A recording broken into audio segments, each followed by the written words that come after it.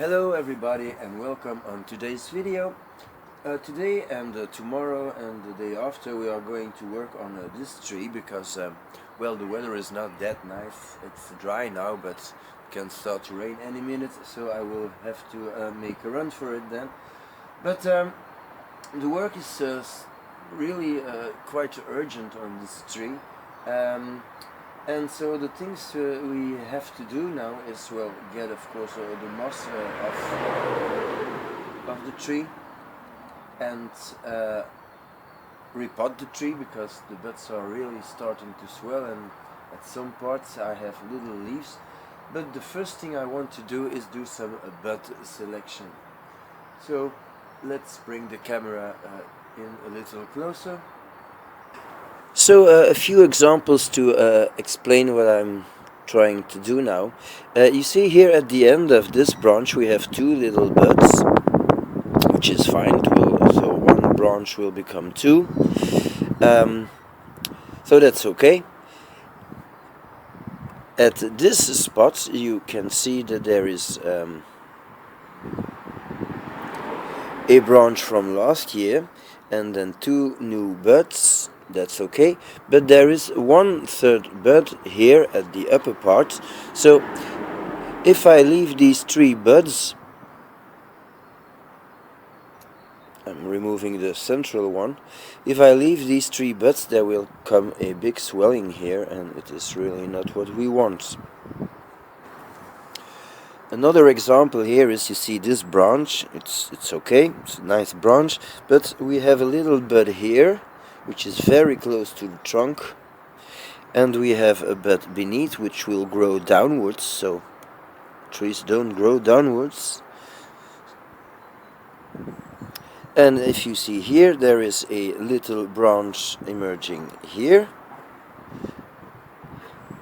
and a little bud here, so that's too much. This is a typical example of a maple branch. When you see you have the two buds that formed at the end of the growing season last year, and you have one, two, so a bud on each side, which is normal for a maple. That's what they do. So let's imagine we do nothing now. There is a little bud here which will grow on the inside, which is not desirable.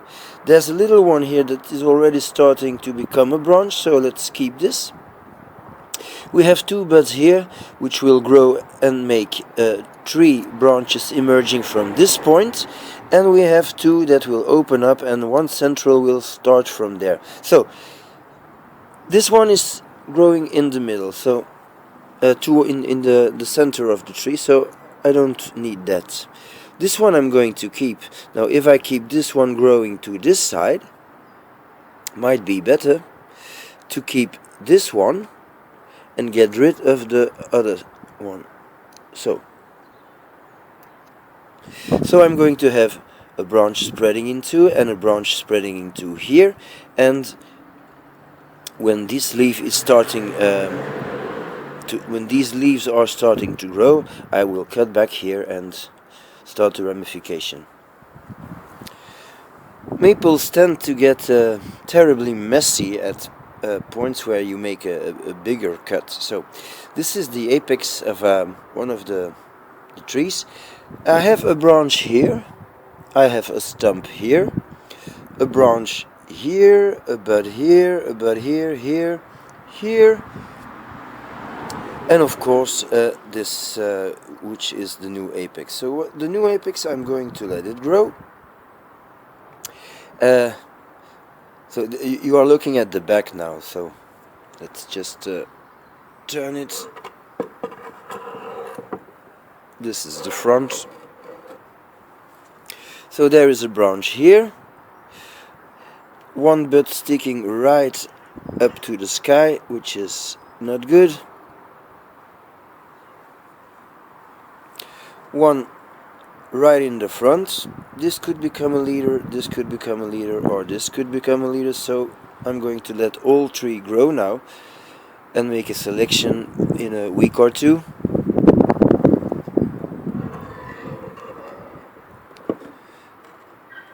And in the back of this part, well, this is really too small, no use to keep this.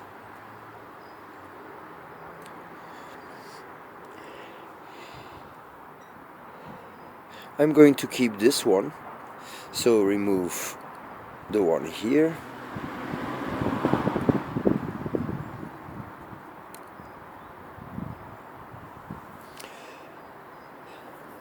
And maybe this one I'm going to keep. This one or this one I will have to choose. Maybe it's better to keep this one here. But for the time being, I'm just going to let it grow this way. So you see, there are tons of little interventions you have to do. Let's have a look at this. There was a big cutting here, because I cut off the apex. I have a ton of new little buds emerging everywhere, so I will have to make a selection too. You see, you have even new buds emerging on older wood, and that's really the ones you want to keep, because they will give, instead of the always in pair growing branches, they will give this nice and wild aspect to your tree. So this one is definitely one I'm going to keep. So I'll do the bud selection and I'll be back when it's done. The next thing that needs to be done now is getting this tree out of its spot and repot it. So that's gonna be fairly easy, because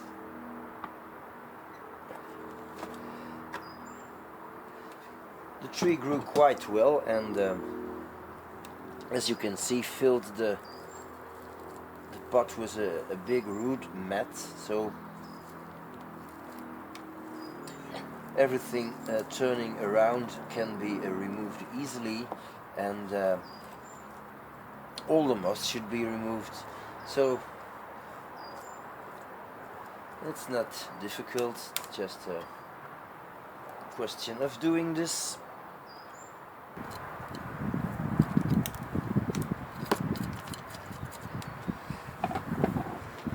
So instead of tearing and pulling, I'm just going to remove the mat here. It's definitely not the roots that you're going to keep, because they are way too long.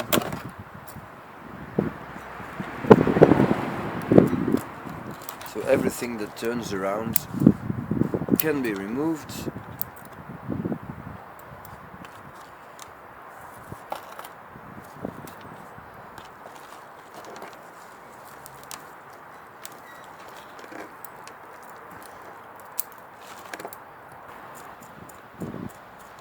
So I'm still working my way around, untangling this root mess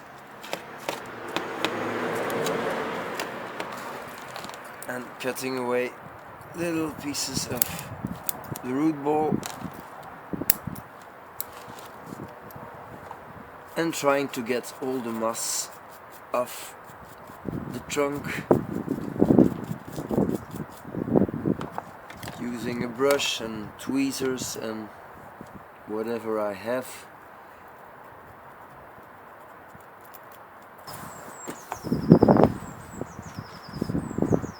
I've been scratching and scrubbing and getting all the moss off with tweezers and the brush and everything you can imagine, and I'm still not done, and I really want all this moss to disappear, because though I like moss, this is not really a good variety. It is very aggressive, and well, aggressive, I mean it's a long variety of moss which produces long shoots and is very invasive. And this tree is a raft, and the beautiful part of this tree are the bare roots. So I'm trying to expose these and with all the moss climbing up the trunks, well, I'm losing some of the beauty of this composition. So I really need to go in every little hole and try to get out as much as I can. Of course I will always miss a bit, but trying to keep this under control. So most of the root ball is now cleared out and the moss is gone. So it's time to give the tree a little hose. Most of the old soil is gone now. And most of the moss too. But I'm still trying to clean up and getting some roots in another direction.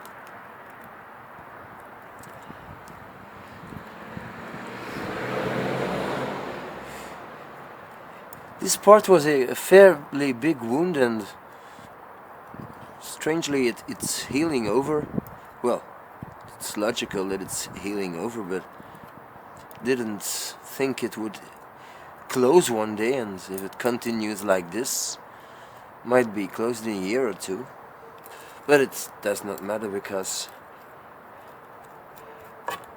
this tree is a raft form tree, and well, I think it's okay that it's a little rugged, and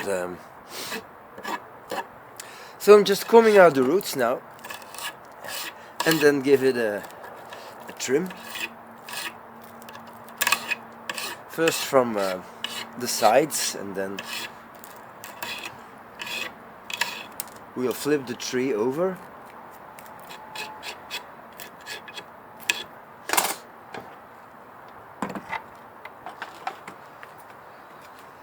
So I'm just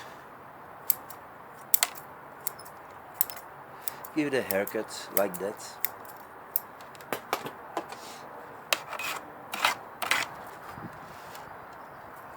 So trimming the roots is not just getting rid of the longest parts, it's almost as important to open up the root ball, you know, so that you can insert the new substrate.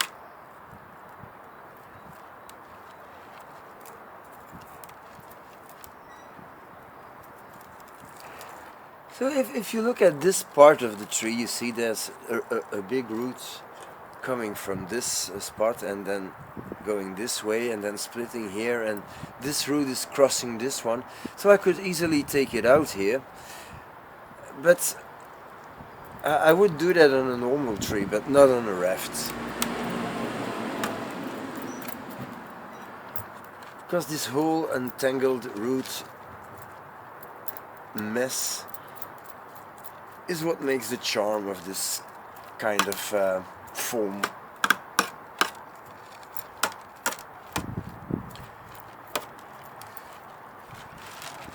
I don't want a perfect radial root pattern on this tree.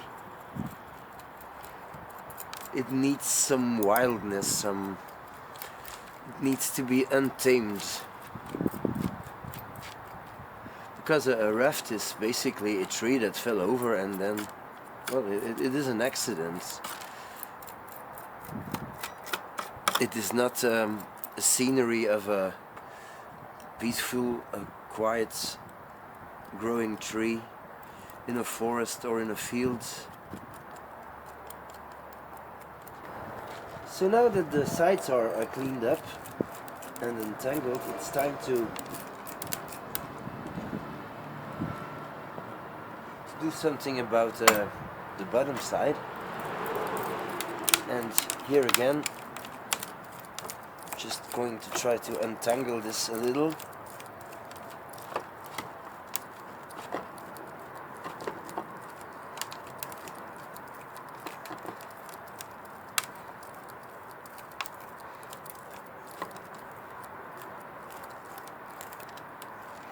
And everything that is really sticking out and is too long will be cut back.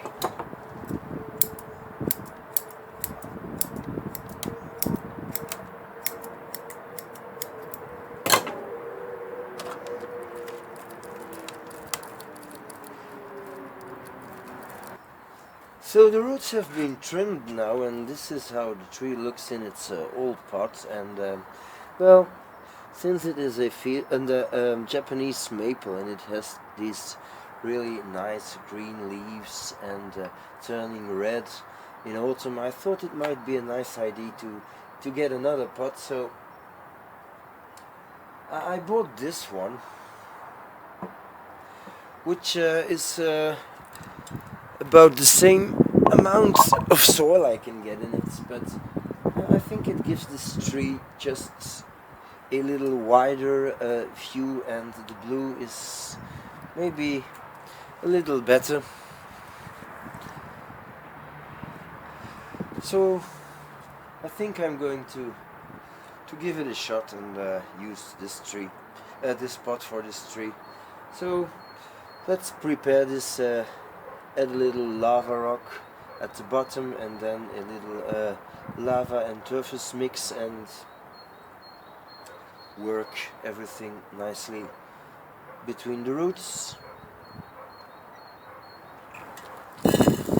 So first of all, pure lava,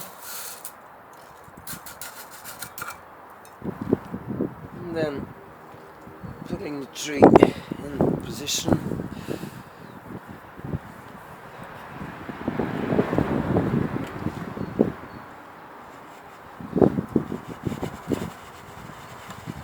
Well, I think it's quite easy, of course, because the pot has the same shape, and this tree needs to come as a first tree. It's still a problem tree. You see, there is some reverse taper here, and this should be the biggest, and well, this one is still the biggest, but I'm working on it, and well, we'll see later. I have a little plan.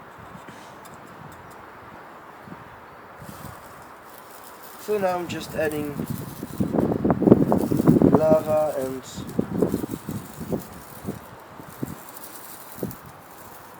other substrate to cover the roots.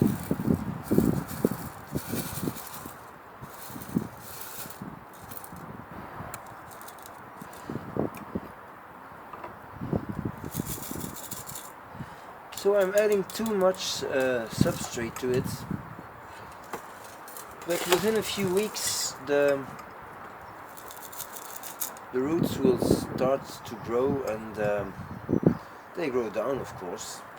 So they anchor themselves in the soil.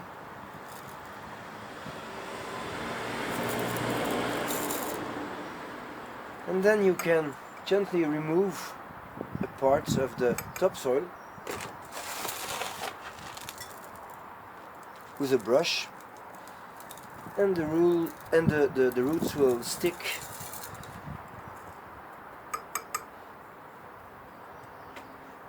in the substrate.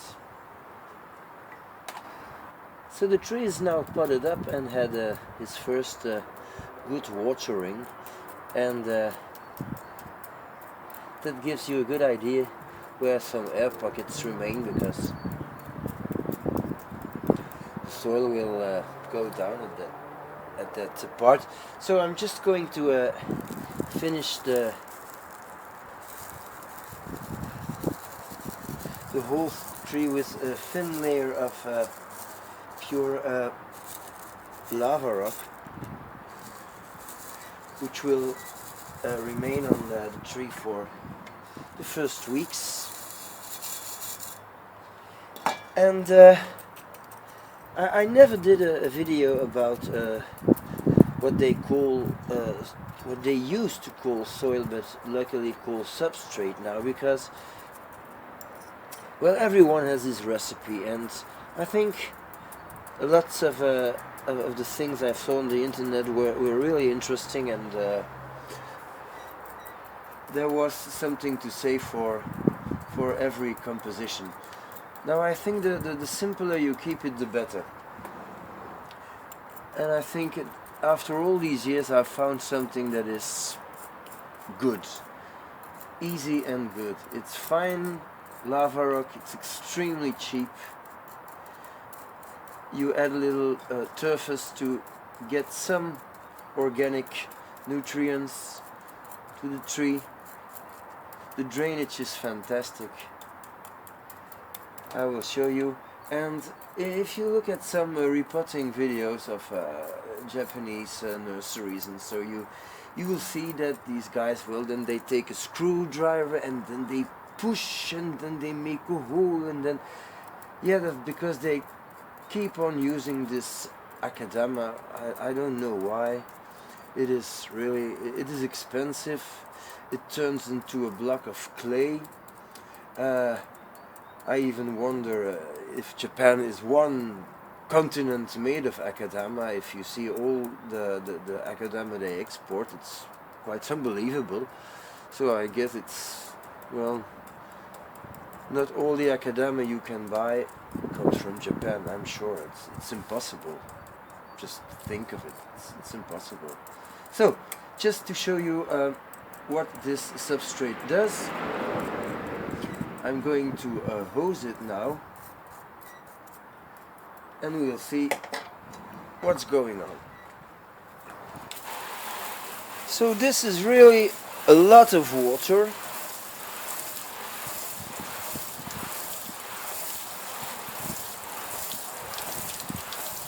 And what you can see is that the lava is remaining in its position quite well. So I don't have any soil missing now. I'm gonna do it again.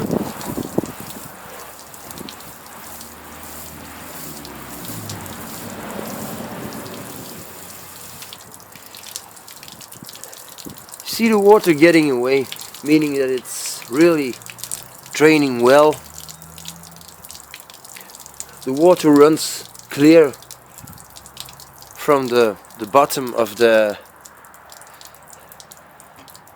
pot. I'm going to show you that again.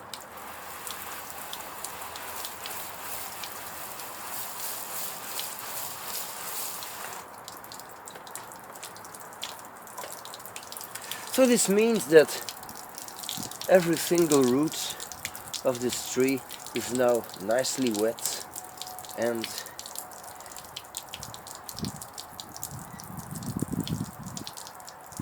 now that the water is gone, the root can breathe again. So this is exactly what we need. So this concludes the video for today. There is of course a lot more to do to this tree, but I'm very happy with the result. I like the new pots. I like the fact that it's slightly mounted on a hill. So let's show this tree from all angles now.